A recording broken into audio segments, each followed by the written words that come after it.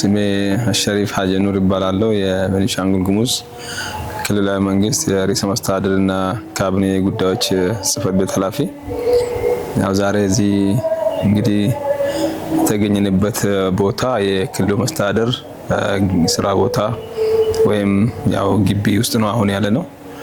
እዚህ ግቢ ውስጥ እንግዲህ እንደምናስታውሰው ከተወሰኑ አመታት በፊት ግቢው እንዴት እንደነበረና ለስራም ምቹ ቦታ እንዳልነበረ ሁላችንም እናስታውሰው ጉዳይ ነው።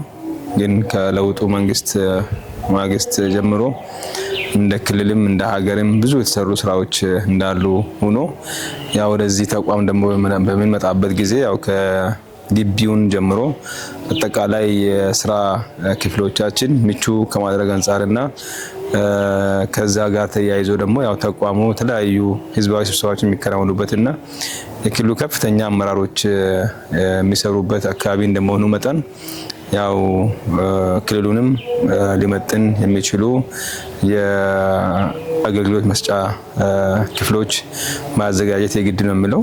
ከዛ ውስጥ እንግዲህ የክልሉ የርዕሰ መስተዳድሩ እና የምክትሉ ርዕሰ መስተዳድር ቢሮዎችን ምቹ የስራ ሁኔታ ከመፍጠር አንፃር የተሰሩ ስራዎች እንዳሉ ያው ሁላችን እናስታውሳለን።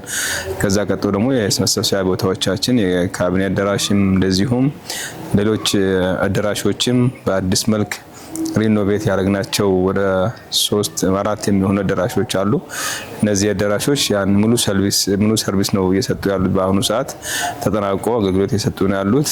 አሁን እዚህ ጋር የቆሙንበት ቦታ እንደምትመለከቱት የግቢው ከዚህ በፊት ደረጃ የጠበቀ ካፌ አልነበረው። አመራሩ ቢዚ ነው በስራ አእምሮ ይደክማል፣ ሰውነቱም ይደክማል። የሚያርፍበት ቦታም አልነበራቸውም። ስብሰባ ሲያደርጉም ያወጥቶ በረንዳ ላይ ነበር ሻይ የሚጠቀሙትና ያ ነገር ለምንድን ነው እንደዚህ የሚሆነው በሚል ክቡር ርዕሰ መስተዳድሩ በጋር በመነጋገርም ሀሳብ በማመንጨት እዚህ ግቢ ውስጥ ደረጃውን የጠበቀ ማረፊያ ወይም ደግሞ ካፌ እንደሚያስፈልገን በመግባባት አጠር ባለ ጊዜ ውስጥ አሁን የምትመለከቱትን ካፌ ተሰርቶ ለከፍተኛ አመራሩና እንደዚሁም ደግሞ በስራ ምክንያት ወደዚህ ክልል የሚመጡትን ከፌደራል መንግስት ከፍተኛ የስራ ኃላፊዎች እንደዚሁም ከጎረቤት ሀገር ያው በሚኖረን የስራ ግንኙነት አግባብ የሚመጡ እንግዶችን ሊያስተናግድ የሚችል ካፌ ተገንብቶ አገልግሎት እየሰጠ ነው ያለውና የግቢውን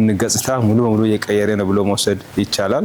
ምክንያቱም ይሄ ግቢ ያው እንደምትመለከቱት ከላንድስኬፑ ጀምሮ አጠቃላይ ግሪነሪውንም የአካባቢውንም ጽዳትም በተሻለ መልኩ ለመስራትና እንደዚሁም ደግሞ እንክብካቤውንም ጭምር ጥሩ ደረጃ ላይ ነው ያለውና ያው ግቢውን ውስጡ እንደምትመለከቱት አይታችሁ አጠቃላይ ደግሞ የአጥር ስራውን በቀጣይ በዚህ ባጀት በ2018 ባጀት ዓመት ሙሉ የአጥር ስራው ዲዛይኑ ተጠናቆ ከኮሪደሩ ጋር አያይዘን የምንሰራው ነው የሚሆነውና ያንን ደግሞ ስንሰራ አጠቃላይ የግቢውን ገጽታ ሙሉ በሙሉ ይቀየራል ብለን ነው የምናስበውና ስለዚህ ይሄ ከጀርባ የምትመለከቱት ጎጆ ያው ክልል ውስጥ ያሉ ብሔረሰቦችን በሙሉ ሊወክል የሚችልና አጠቃላይ በተለይ ደግሞ ገጠራማ አካባቢ ያለው የኛ ማህበረሰብ በሙሉ እንዲህ አይነት ቤት ነው የሚጠቀሙትና ስለዚህ አካባቢውንም ማህበረሰብ ሊወክል የሚችል ጎጆ ነው የተሰራውና ይሄ ጎጆ እንግዲህ ያው ውስጡም ጣራውም አካባቢያችን ላይ ባለው የቀርከሃ ምርት የተሰራ ነው። ኮርኔሱ እጅግ በጣም ባማረና በጣም በሚደንቅ መልኩ ነው ስራው የተከናወነው። ስለዚህ ካፌው ደግሞ ያው የራሱ ኪችን አለው፣ የራሱ መታጠቢያ ክፍሎች አሉትና ከላይም ለመዝናኛ የሚሆን ስላቡ መዝናኛ ነው የሚሆነው።